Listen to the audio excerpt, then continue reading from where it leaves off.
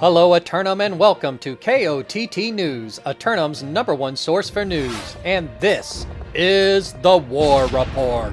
Dynamic change in the history of Eternum last night as the Syndicate forces of, and they don't stop coming, captured the primary oil reserves of Weaver's Fin. A mercenary-heavy contingency of Black Wolves anchored the assault, which put the Syndicate back in control of this strategically important region. Governor Miri was took a moment from briefing their transition team to speak with KOTT News. Governor Miri was taken. JChalant, KOTT News, thank you for taking the time to speak with me. Great victory out there with plenty of time to spare. How do you feel it went? It was a tough fought war. Combined forces of Kokioto and Regime will be and continue to be a tough opponent. But I will say, Purple is strong. Purple is sick of seeing the yellow be the dominant color, and tonight was the one of hopefully more nights to come.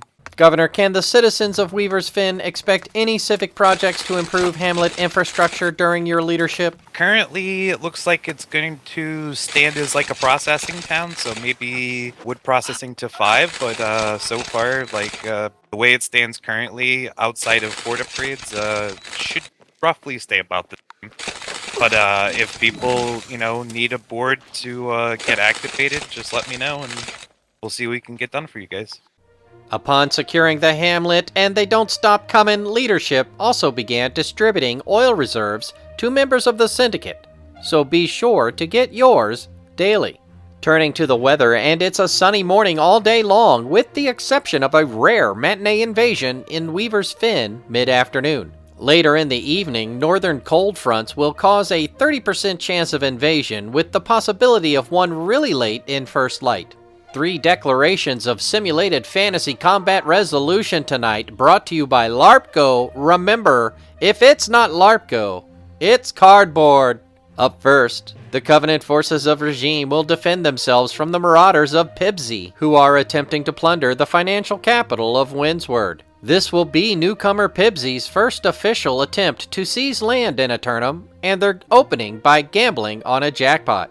The forces of Regime have financed their growing empire by controlling Windsward for nearly 3 months, and you don't maintain the longest tenured position in Eternum by taking aggressions lightly. Meanwhile, the Syndicate forces of Black Wolves Company hike up the bluff and challenge the Covenant forces of Totally Not Regime for the title of Monarch. Black Wolves Company are coming off their mercenary involvement from last night and channeling that energy into tonight's efforts for themselves. For Totally Not Regime, maintaining control of the resource-rich starting area of Monarch's Bluff seems to be of some importance as they continue to invest in the quality of the hamlet.